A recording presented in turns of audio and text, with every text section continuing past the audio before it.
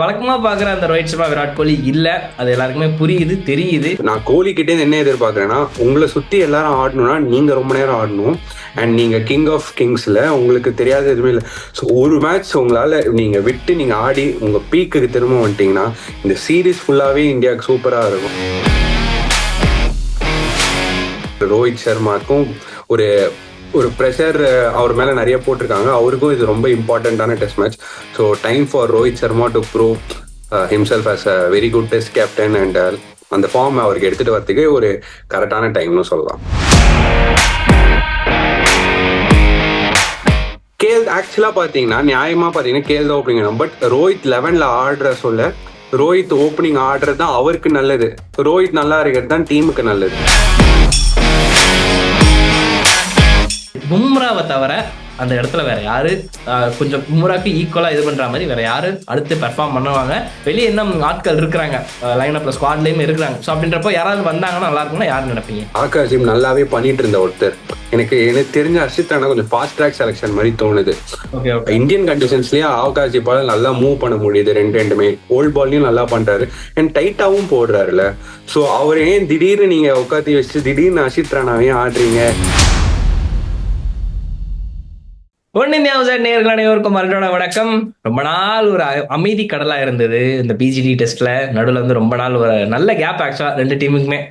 December 6 அந்த டைம்ல முடிஞ்சு இப்போ ரிட்டன் நடுவில் ஒரு சின்ன கேப்பு. அதுக்கப்புறம் வந்து அந்த ஃபயர் இருக்கான்னு கேட்டிங்கன்னா அந்த ஃபயர் அப்படியே தாங்க இருக்கு. காரணம் வந்து பிரிஸ்பேனுங்க கேப்பாங்க. ஐயோ நான் என்ன சொல்லுவேன், போன தடவை நடந்த மாதிரி இந்த தடவை நடக்குமான்ற ஒரு சைடு ஏக்கம். ரெண்டாவது ஆஸ்திரேலியாவுக்கு போன தடவை நடந்துற மாதிரி இந்த தடவை நடந்துடவே கூடாதுன்ற மாதிரி ஒரு ஏக்கம். பார்க்கலாம், இதுல இப்போ மேட்ச் முடிஞ்சோடனே எல்லாமே சொல்லணும். பட் ஆனால் ப்ரீ அனலைசிஸ் ஒன்று இருக்கு. ஸோ அதை வந்து கண்டிப்பா பண்ணி ஆகணும். அது நம்ம கூட வந்து மகாதேவன் ப்ரோ வழக்கம் போல ஜாயின் பண்ணிருக்காரு. Bro welcome to pre analysis third டெஸ்ட்டுக்கு. ஹாய் ப்ரோ, தேங்க்யூ என்னை கூப்பிட்டதுக்கு. கண்டிப்பா ஜாலியா பேசலாம். ஓகே, மூணாவது டெஸ்ட் காபா வேற. போன தடவை நடந்தது எல்லாருக்குமே தெரியும். ரிஷப் பண்டோட தரமான சம்பவம், சுபன் கில்லோட அந்த ஒரு 91 வேலிடா, சேட்டேஸ்வர் புஜாராவோட சாலிடான ஸ்டாண்டு எல்லாமே இருந்தது. ஸோ இந்த தடவை இந்த காபா டெஸ்ட்டுக்கு உங்களோட எக்ஸ்பெக்டேஷன்ஸ் எப்படிலாம் நடக்கும்ன்ற ஒரு சின்ன கெஸ். உங்களுக்கு இந்த டெஸ்ட்டை பத்தி என்ன தோணுது? கண்டிப்பா டிசைடிங் மேட்ச். ரெண்டு பேருமே இப்போ ஈவனா இருக்காங்க. 1-1 இந்த தரப்புல இருக்காங்க. இந்தியாவும் சரி ஆஸ்திரேலியாவும் சரி. ஸோ கண்டிப்பா சூப்பரா ஃபயர்ட் அப்பான டெஸ்ட் மேட்சா இருக்கும். ஏன்னா இந்த வின் ரொம்ப முக்கியம் வேர்ல்ட் டெஸ்ட் சாம்பியன்ஷிப் ஃபைனல்ஸ்க்கும். பட் ஆனா இப்போ கடைசியா நம்ம பாத்தீங்கன்னா இப்போ ஆஸ்திரேலியா வந்து மொமெண்டம்ல இருக்காங்க. ஸோ இந்தியா என்னதான் ஃபர்ஸ்ட் மேட்ச் ஆஸ்திரேலியாவை த்ராஷ் பண்ணியிருந்தாலும் ஆஸ்திரேலியா திரும்ப நமக்கு கொடுத்துட்டாங்க, கம்பேக் பண்ணிட்டாங்க. ஸோ நல்ல ஒரு இன்ட்ரெஸ்டிங்கான டெஸ்ட் மேட்சா இருக்கும். அண்ட் ரோஹித் சர்மாக்கும் ஒரு ஒரு ப்ரெஷர் அவர் மேல நிறைய போட்டிருக்காங்க. அவருக்கும் இது ரொம்ப இம்பார்ட்டண்ட்டான test match. So time for Rohit Sharma to prove himself as a very good test captain. And அந்த ஃபார்ம் அவருக்கு எடுத்துட்டு வரதுக்கு ஒரு கரெக்டான டைம்னு சொல்லலாம். ஓகே ப்ரோ, ஸோ இந்தியாவிலேருந்து ஆரம்பிச்சிடலாம். தாய்நாடு தமிழ்நாடுன்ற மாதிரி தாய்நாடு பாரத நாடு. முதல்ல வந்து ஓப்பனிங் பத்தி தான் பேசணும். ஓப்பனிங் வந்து முதல் டெஸ்ட் எல்லாருமே அவ்வளவு தூக்கி வச்சு கொண்டாடினாங்க. ரெண்டாவது டெஸ்ட் வந்து இதுக்கு ரோஹித் சர்மாவே இருந்திருக்கலாமோ, பத்திமுட குடோன்ல இருந்திருக்கலாமோன்னு சொல்லிட்டு அது ஒரு சைடு சொல்ல ஆரம்பிச்சிட்டாங்க. ஜெய்ஸ்வாலையுமே ட்ரோல் பண்ண ஆரம்பிச்சிட்டாங்க. டே வாயை மட்டும் சும்மா இருந்திருக்கலாம், நீ வாயை மூடிட்டு இருந்தா ஸ்டாருக்கு நேரம் 5 விக்கெட் எடுத்துட்டு போனா ஃபயரா வேற இருக்கும், ஏங்க இந்த வேலை அப்படின்ற மாதிரி எல்லாம் நினைச்சிட்டு இருக்காங்க. ஸோ ஓப்பனிங்கை பொறுத்த வரைக்கும் அப்படிதான் இருக்கும்னு நினைக்கிறீங்களா, இல்ல ஹிட் மறுபடியும் ஓப்பனிங் வந்துடுவாரு நினைக்கிறீங்களா? இது வந்து நல்ல கேள்வி, கரெக்ட், சரியான கேள்வி. இப்ப நீங்க பாத்தீங்கன்னா ஃபர்ஸ்ட் மேட்ச் வந்து 200 பார்ட்னர்ஷிப் போட்டாங்க கேஎல் ராகுலும் ஜெய்ஸ்வாலும். அண்ட் ராகுலும் போன மேட்ச் பெரிய ஃபெயிலியர்னு சொல்ல முடியாது. எஸ், ஜெய்ஸ்வால் அவுட் ஆயிட்டாரு ஏர்லியா. பட் அவங்க ரெண்டு பேருக்கும் ஒரு மாதிரி காம்பினேஷன் செட் ஆயிடுச்சு இந்த டூர்ல. ஸோ அவங்களை டிஸ்டர்ப் பண்ணா அதுவும் அவங்களுக்கும் கஷ்டமா இருக்கும். திரும்ப ராகுல் 6க்கு போயிட்டு ரோஹித் ஓப்பனிங் போயிட்டு அங்க அவர் எஸ்எஸ்பியோட ஃபர்ஸ்ட் திரும்ப அடாப்ட் ஆகணும். அவர் நியூ பாலுக்கு இந்த ஊர்ல திரும்ப அடாப்ட் ஆகணும். ஸோ அதுவும் ஒரு டிஃபிகல்ட் இருக்கும். ரெண்டு பேர் இடத்துலயுமே கொஸ்டினபிளா இருக்கும். நம்பர் 6ல ராகுலுக்கும் கொஞ்சம் கஷ்டம், ரோஹித்துக்கும் கஷ்டம்ன்ற மாதிரி. பட் ஆனா இது having set this, Rohit Sharma ஒரு நிறைய வருஷமா இந்தியாவுக்கு ஓப்பன் பண்ணிட்டே இருக்காரு. ஸோ அவருக்கு வந்து இதுதான் கம்ஃபர்டபுளான பொசிஷன் ரீசெண்ட் டைம்ஸ்லன்னு பாத்தீங்கன்னா. பட் அவர் இந்த மாதிரி ஃபார்ம்ல இல்லாத நேரத்துல ராகுலுக்கு இப்போ ஒரு அளவுக்கு கொஞ்சம் ஹீஸ் பேக் டு டச்ல. ஸோ அந்த மிடில் ஆர்டரை ஸ்டெபிலைஸ் பண்றதுக்கு ராகுல் 6 ஆடிட்டு ரோஹித் ஓப்பன் பண்ணணும் தான் நான் சொல்லுவேன். ஏன்னா ராகுலுக்கு ஆல்ரெடி கொஞ்சம் பேட்ல படுது, அவர் கொஞ்சம் அங்க கொலாப்ஸ் ஸ்டெபிலைஸ் பண்ணலாம், நம்பர் 1. ரெண்டாவது ரோஹித் சர்மாக்கு எப்படியுமே சம ப்ரெஷர் போடுறாங்க ஒரு கேப்டனா. ஸோ ஒரு கேப்டனா நீங்க அவர் மேலேயே நிறைய ப்ரெஷர் போகும்போது டீமோட மொராலே கீழே கொண்டு வந்துடும். ஸோ நீங்க யோசிச்சு பாருங்க, தைரியமா ஒரு தில்லுக்கு துட்டு ஓப்பனிங் போயிட்டு ஆடுறாருன்னா, ஒரு குவிக் ரன்ஸ் அடிக்கிறாரோ இல்ல கொஞ்ச நேரம் ஆடுறாருன்னா, ஒரு செஷன் ஆடிட்டாருன்னா கூட பல்லக்கு அடிச்சுக்கிட்டு, இல்ல டக்குன்னு ஒரு 60 ரன் அவர் மைண்ட் செட்ல எப்படி எடுத்து ஆடுறாரோ, அவரோட ரன்ஸ் வந்து டீமுக்கு எவ்வளவு ஒரு மொரால் பூஸ்ட் ஆகும், எவ்வளவு இம்பார்ட்டன்ட்னு பாருங்க. ஸோ ரோஹித் சர்மாவோட பெஸ்ட் ஃபிட் வந்து அஸ் அ கேப்டன், ஆக்சுவலா அவர் 11லயே கேப்டனா தான் ஆடுறாரு இப்போ. அண்ட் அவர் ஆடணும்னா அவர் ஓப்பனிங் தான் அவரோட பெஸ்ட் ஃபிட். அண்ட் அவரை மாதிரி பெரிய பிளேயர்ஸ்க்குலாம் அந்த மாதிரி பாசிட்டிவிட்டி கொடுத்து ஜாலியா ஒரு மேட்ச் பட்டுச்சுன்னு வச்சுக்கோங்களேன், சூப்பரா டீமோட எஃபெக்ட் மொராலே பூஸ்ட் ஆகும். அண்ட் கண்டிப்பா இந்தியா கம்பேக் பண்றாங்க, ரோஹித்தும் நல்லா பண்ணுவாரு. அப்ப கேஎல் ஓப்பனிங் வேணாமா? இல்ல, கேஎல் தான் ஓப்பனிங் வேணும், நீங்க என்ன ஸ்பாட்ல போடுறீங்க. பட் ஆனா கேஎல் ஆக்சுவலா பாத்தீங்கன்னா நியாயமா பாத்தீங்கன்னா கேஎல் தான் ஓப்பனிங் வேணும். பட் ரோஹித் 11ல ஆடுற சொல்ல ரோஹித் ஓப்பனிங் ஆடுறது தான் அவருக்கு நல்லது, ரோஹித் நல்லா இருக்கிறது தான் டீமுக்கு நல்லது. So that is one thing. ஏன்னா கேப்டனே நீங்க திடீர்னு வெளில எடுக்கிறீங்க, putting the captain out of the team, ஒரு மாதிரி மொராலே தான் இருக்கும். ஆஸ்திரேலியா ஆகாது, ஒரு பூஸ்ட் இன் மொமெண்டம், ஒரு பூஸ்ட் இன் கான்ஃபிடன்ஸ் மாதிரி இருக்கும். ராகுலுக்கு ஆல்ரெடி ஃபார்ம்ல இருக்காருல்ல, செகண்ட் நியூ பாலுக்கு ராகுல் வச்சுக்கலாம் நம்பர் 6ல, அவரால் நியூ பால் அடாப்ட் பண்ண முடியும். அண்ட் கொஞ்சம் ரீசென்ட் டைம்ஸ் அவர் மிடில் ஆர்டரும் ஆடி இருக்காரு. ஸோ எது இன்னும் கஷ்டம்னு பாத்தீங்கன்னா ரோஹித் சர்மாக்கு தான். ஏன்னா அவர் கம்ப்ளீட்லி அவுட் ஆஃப் டச்சா தெரிஞ்சார்ல நம்பர் 6ல. ஸோ அந்த கொலாப்ஸையும் ராகுலால ஸ்டெபிலைஸ் பண்ண முடியும் நம்பர் 6ல வந்து ஆடினார்னா.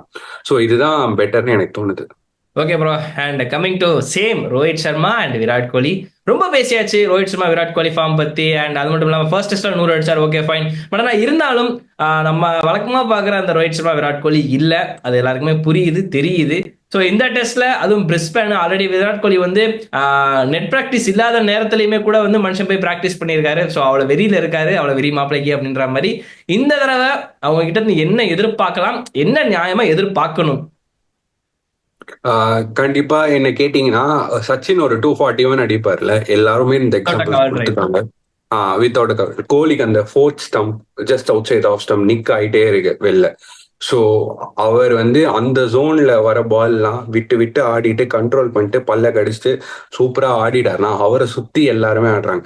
இப்ப நீங்க பாத்தீங்கன்னா நம்ம 150 ஆல் அவுட் ஆயிடுறோம் டக்கு டக்குன்னு. அதுலயுமே 4-5 ரன்ஸ் உங்களுக்கு ரன் ரேட் வருது மேக்சிமமா நான் சொல்றேன். ஸோ ரன் ரேட்டுக்கு கொஸ்டினே இல்லை. அண்ட் இது பிரிஸ்பேன் வந்து ரன்ஸ் ஃப்ளோ ஆகிடும், டக்கு டக்கு டக்கு டக்குன்னு ரன்ஸ் வந்துடும். நீங்க ஹிஸ்டரிக்கலாவே எடுத்து ஸ்டாட்ஸ் பாத்தீங்கன்னா கூட. ஸோ இந்த மேட்ச்ல ரன்ஸ் ஈஸியா வந்துடும். பட் நீ how long are you going to play, அதுதான் ஒரு கேள்வியா இருக்கும். ஸோ கோலிக்கு அந்த எபிலிட்டி இருக்கு. அண்ட் அவர் ஒரு 100 அடிச்சிருக்காரு. ரோஹித் சர்மாக்கு இது எல்லாமே புதுசு. ஸோ நான் கோலி கிட்டே என்ன எதிர்பார்க்கறேன்னா, உங்களை சுத்தி எல்லாரும் ஆடணும்னா நீங்க ரொம்ப நேரம் ஆடணும். அண்ட் நீங்க கிங் ஆஃப் கிங்ஸ்ல உங்களுக்கு தெரியாத எதுவுமே இல்லை. ஸோ ஒரு மேட்ச் உங்களால நீங்க விட்டு நீங்க ஆடி உங்க பீக்குக்கு திரும்ப வந்துட்டீங்கன்னா இந்த சீரீஸ் ஃபுல்லாவே இந்தியாவுக்கு சூப்பரா இருக்கும். அண்ட் கோலி ஃபார்முக்கு வந்துட்டாருன்னா பாருங்க செம்ம பாசிட்டிவிட்டி கிடைக்கும். அண்ட் அவரை சுத்தி எல்லாருமே ஒரு 30 ரன் 40 ரன் அடிச்சா கூட போதும்ல. எல்லாருமே ரன் அடிக்கணும் தான் நம்ம ஆசைப்படுறோம். கோலி இருக்க இருக்க இருக்க ஹேங்கின் பண்ண எல்லாருக்குமே ஒரு மொமெண்டம் கான்ஃபிடன்ஸ் ஏறும். அவரை சுத்தி ஆடலாம். ஓகே ப்ரோ, அண்ட் இன்னொன்று ஒரு கேள்வி என்னன்னா, ரோஹித் சர்மா கேப்டன்சி பத்தி லாஸ்ட் மேட்ச் எல்லாருமே பேசிக்கிட்டு இருந்தாங்க. ரொம்ப ரொம்ப ரொம்ப ரொம்ப ரொம்ப மனுஷன் டிஃபென்ஸா போறாரு அப்படின்ற மாதிரி ஒன்று தோணுது. இன்னொன்னு அக்ரெசிவ் கிரிக்கெட் கொஞ்சமாச்சும் வான்னு எல்லாருமே அவ்வளவு பரபரப்பா இருக்கிறாங்க, நீ மட்டும் ஏன் சைலண்டா இருக்கிறன்ற மாதிரி கேட்கறாங்க. ஸோ அதை பத்தின உங்களோட தாட்ஸ் என்னன்னு? கண்டிப்பாக நீங்க சொல்றது ரொம்ப கரெக்டான இது. ஸோ வேர்ல்ட் கப் ஃபைனல்ஸ்லயுமே சில பால்ஸ் எல்லாம் நிக் ஆகி டிராவல் சைடுக்கு ஸ்லிப்ல போகும், அதுதான் கொஞ்சம் ஆகும். நீங்க ஒரு 30-40 ரன்ஸ் வேணும்ன்றப்ப கூட அவர் லாங் ஆஃப் பிட்ச் தான் போட்டாரு வேர்ல்ட் கப் ஃபைனல்ஸ்லயுமே.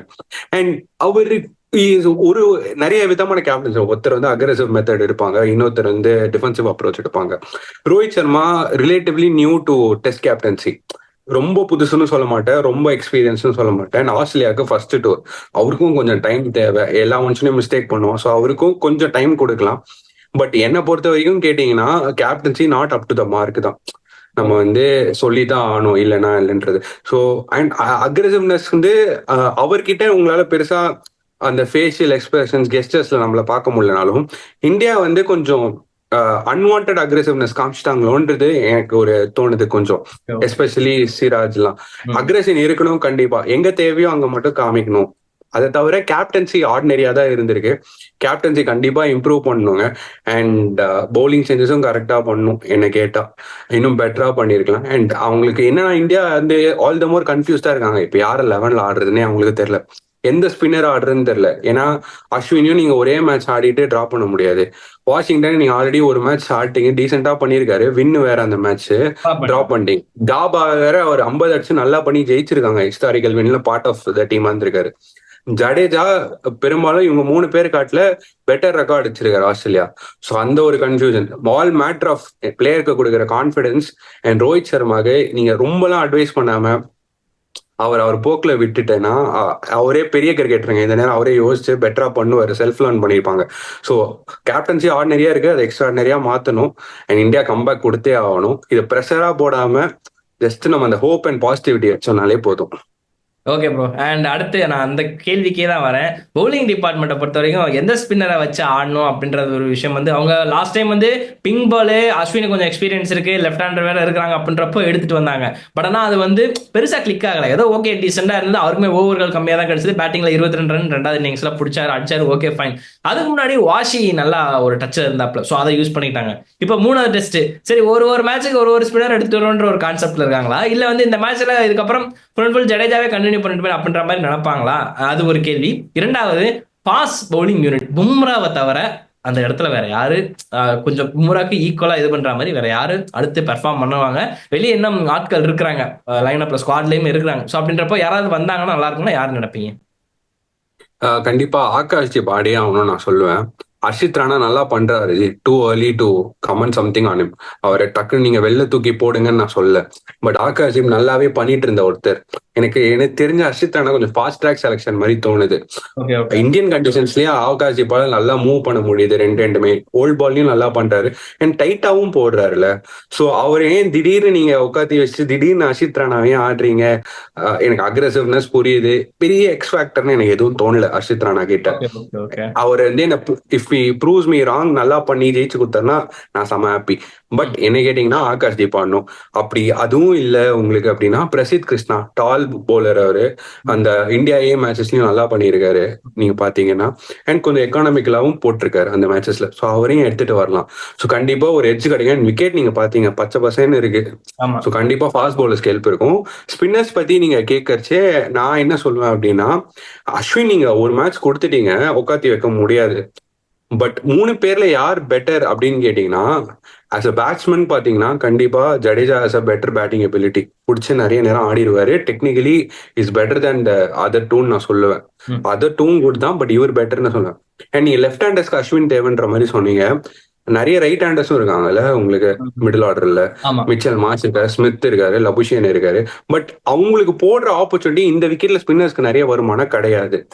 பட் இது என்னையும் சொல்ல முடியல 3 பேர்ல யார் ஆடணும்ன்றது. பட் இது லெஃப்ட் ரைட்னு பார்க்காம அவங்களுக்குள்ள யார் இப்போ கரெக்டா பிராக்டிஸ்ல நல்லா பண்ணிருக்காங்க, எது பெஸ்ட் காம்பினேஷன் நினைக்கிறாங்களோ அது பண்ணலாம்.